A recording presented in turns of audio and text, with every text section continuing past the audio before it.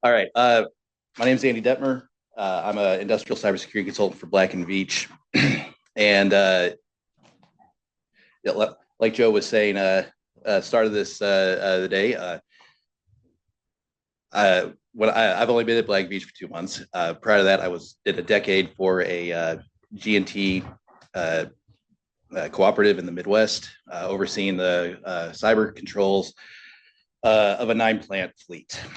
And when Volt Typhoon was announced, I was, I saw the watch your network devices. I saw the watch your living on the land defenses. And that was great. That was helpful. But I started going through it like, well, what else is, what like strategy wise, what else is going on? And I started to think about some assumptions we might make when we do our incident response planning for such an event. So these attacks have been somewhat referred to everything, everywhere, all at once. If the idea is we're going after swaths of industry, rather than whereas most of our incident response planning, our tabletop exercises are, what if one plant gets attacked? Or if we're forward thinking, what if all our fleet is getting attacked? But not, what about our neighbors? What about utilities left and right? What about peers that are running similar DCSs to us? So two big assumptions we're going to go through here. If I need hardware, it will be available. I know that sounds crazy. We just came out of the COVID backlogs. We all remember that, but we'll dig a little bit deeper into that. And then the resources I'm going to need during an incident will also be available. So I come from a powered background. And while I think this subject is certainly widely applicable across industry, I'm going to be using power examples because that's what I'm most familiar with. When we planned for what's the worst possible day at a power plant, generally we were thinking about the physical destruction. And certainly if we look at the Trisis attacks, there's certainly an interest out there to do that. But our worst days were, what if you managed to spark a hydrogen-cooled generator? This lovely plant would be a crater, dozens of deaths. If you overspin a turbine, blades coming out after spinning well over 3,600 RPM, just holes in all of this facility. And again, lots of deaths. If I'm an adversary, and I'm not Mr. High Tech, whatever, but just kind of thinking through, trying to map out what we might be facing, I may not want that. The news cycle that would come from, look, here was this plant, now it's a crater, and several dozen operators, electricians, etc., are dead, does not look good. And to actually get to that physical attack, we are a layer of abstraction removed from our controllers. What if I had the ability to brick controllers? Take any model, doesn't matter the vendor or the specific model, but what percentage of them would I need to brick before the backlogs became the same 3 years it takes to get a new generator, a new turbine, a new step-up transformer? Probably not a lot. I don't know the exact numbers, but a rough estimate, not a ton. When we build redundancy on these systems, they are great at handling physical events, electric events, but they are not capable of handling cyber events. Largely, almost entirely on the same flat network. Your primary controller and your backup controller, your primary operators consoles and secondary operator consoles, servers, network hardware, etc. So maybe it's time to consider re-engineering this. That is a really tall task. I know the point of this conference is things we can act on today. Obviously, you approach a Black and Veatch or someone else to engineer this for you, they're going to come back with a pretty big number. What I will say is clearly that number was not worth it a year and a half ago. I don't know that it necessarily is today. It's very much dependent on your situation, but I will say the calculus has definitely changed. And this should absolutely be the death nail of end of support devices in our production environments. If you're going to need to re-engineer how your equipment in there, it's going to be much more advantageous to do that today on your terms than it will be during an attack. If you cannot get replacements, we all love to make a joke about there's one on eBay, but that's going to be a lot worse during an event. Also, maybe this is a time to consider full sets of spares. Again, that's very expensive. Across a fleet, you probably have a couple spares around because your time to failure, pretty expected, pretty quick to jump on. But if we want to prepare for this event where those backlogs might be pushing us just as far as that hardware, again, year and a half ago, we definitely could say that wasn't justifiable. Today, I'm not saying necessarily it is again, just that calculus has changed. And also, if we are buying these spares, that helps with the production line, that helps with supply chain, might make it easier going forward. So what other resources are we depending on? Just about every incident response retainer company I've ever talked to is planning for this. But do you know what that plan is? Have you talked to them and asked that specifically? Definitely something you want to know.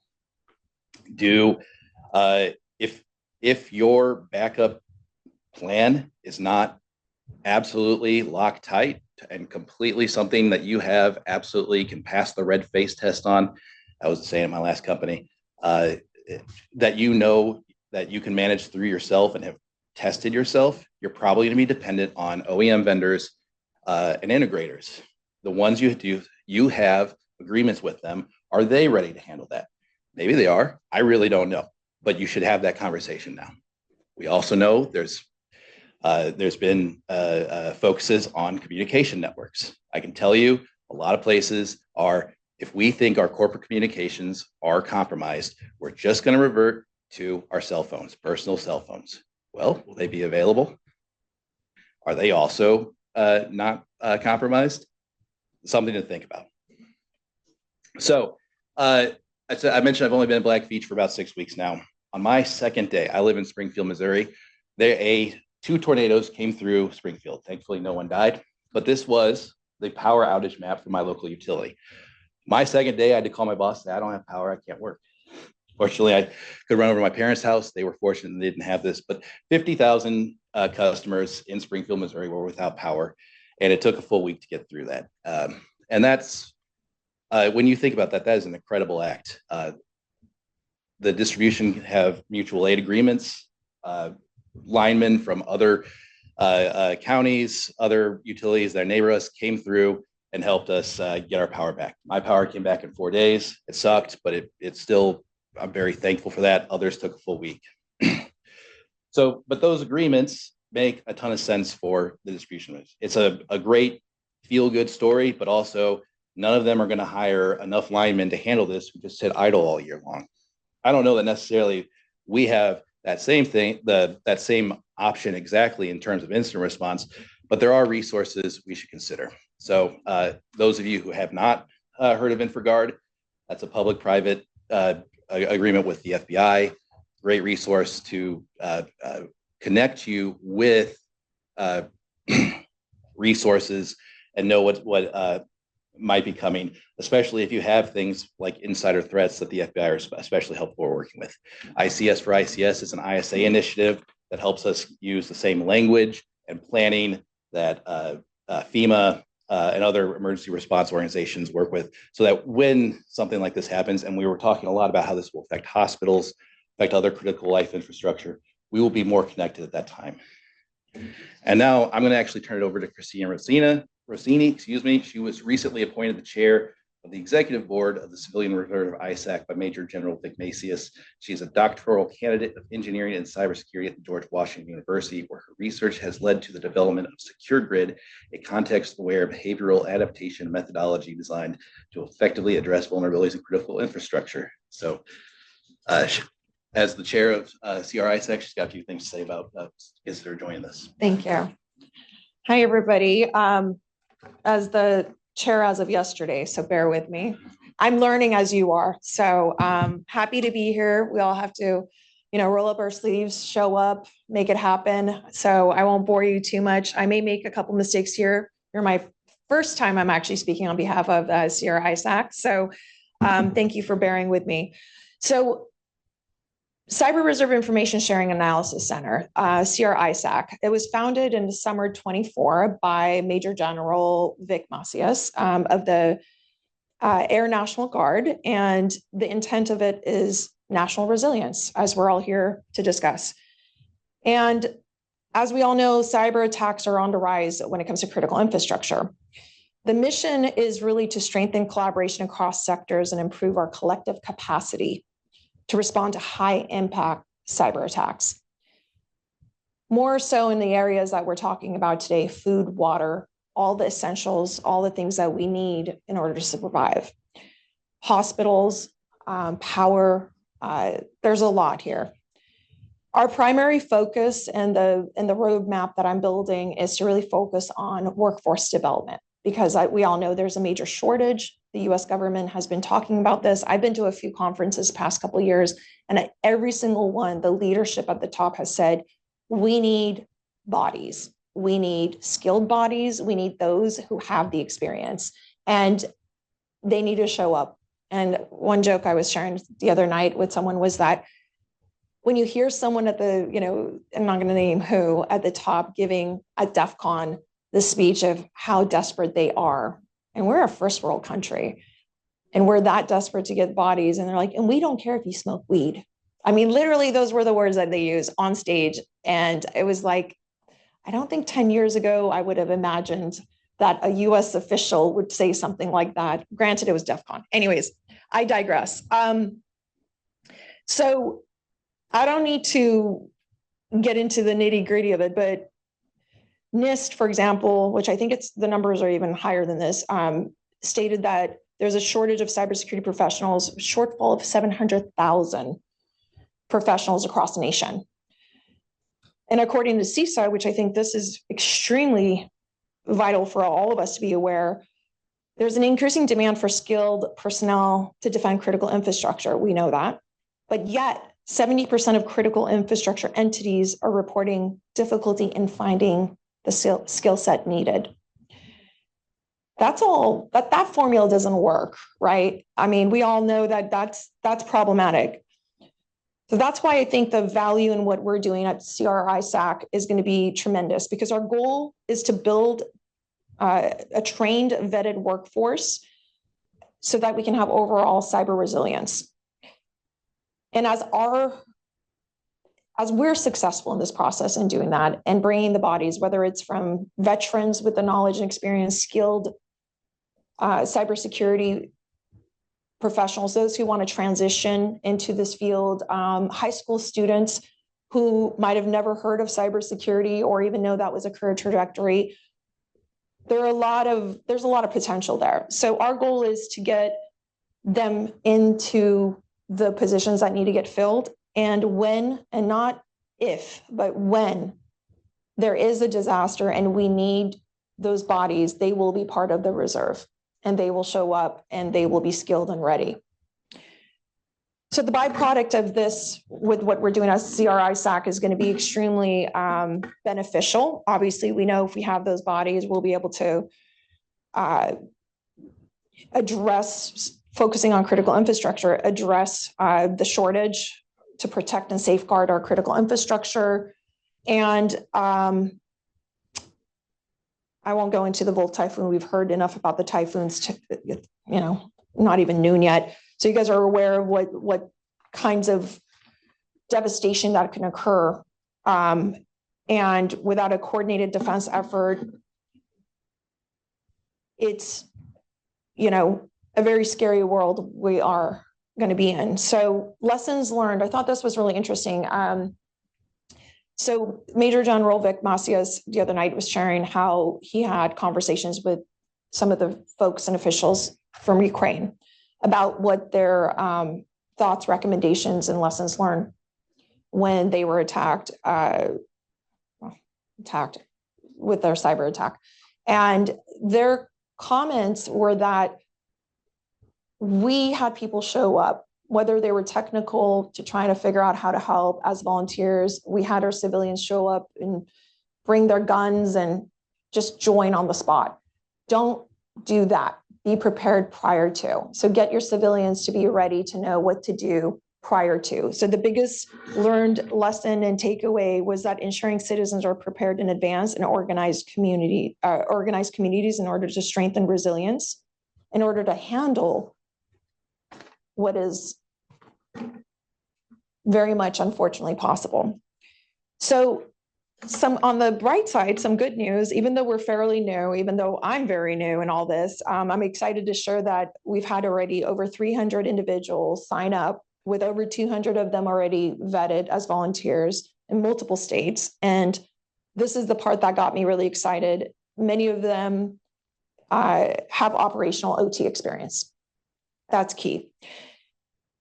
What my ask and our ask at CR-ISAC is today is that we're actively seeking strategic partners.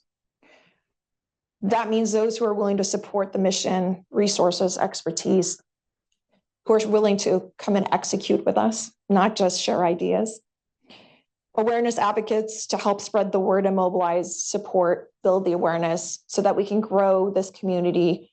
There are Slack channels. They're very active. A lot of folks are engaging. Resiliency network partners collaborate with other organizations to share resources, intelligence tools, especially in securing critical infrastructure. So on that note, I'll be wrapping up with basically saying, come and talk to me.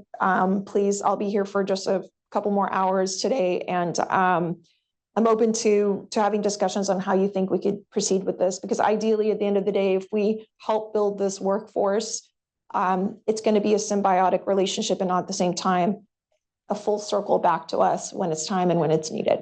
Thank you for listening and for bearing with me through my first talk on CR-ISAC's behalf.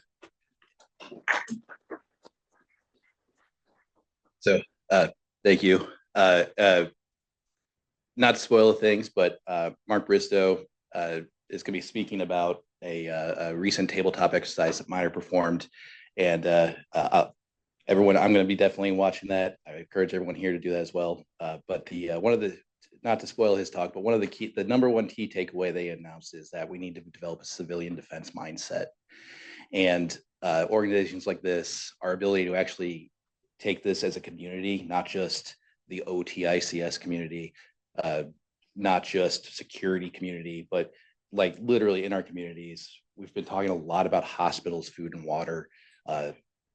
It's a symbiosis. We all support each other. A lot of being from the power industry, there's a lot of comments like, well, nothing runs without us. Well, we don't run without gas or coal or, a lot of cases, water. Try running combined cycle without a good water source. But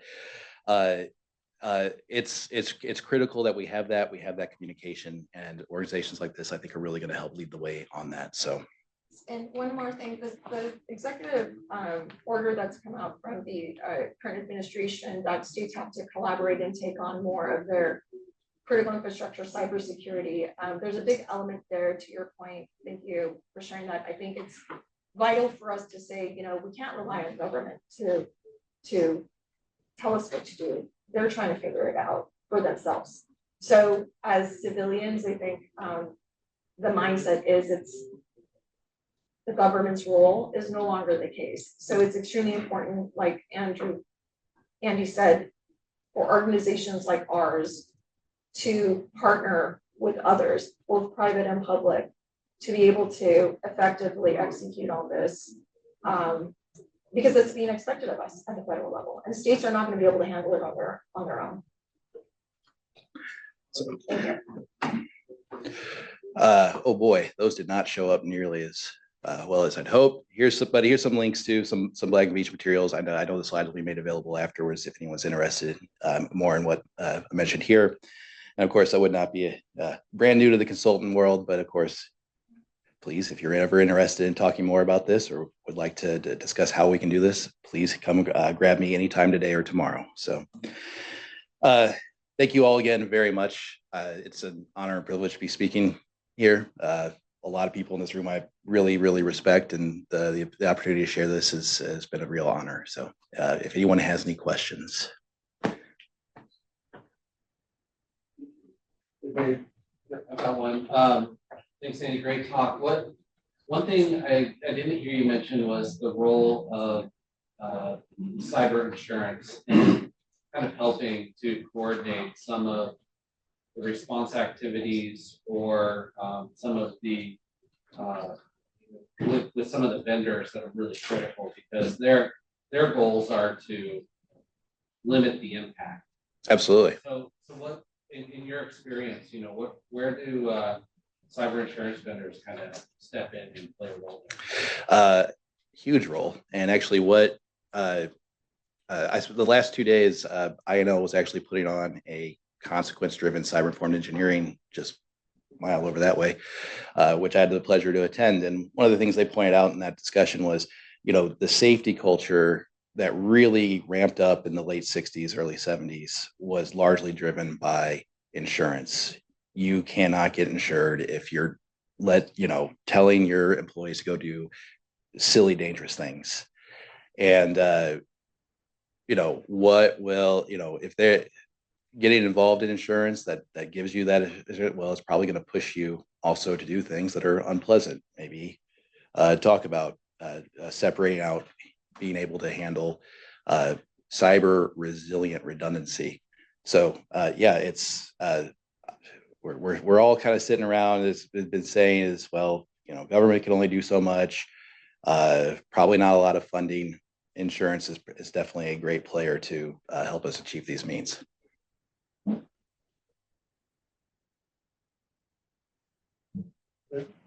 No other questions. Let's give everyone a big round of applause. Thank you.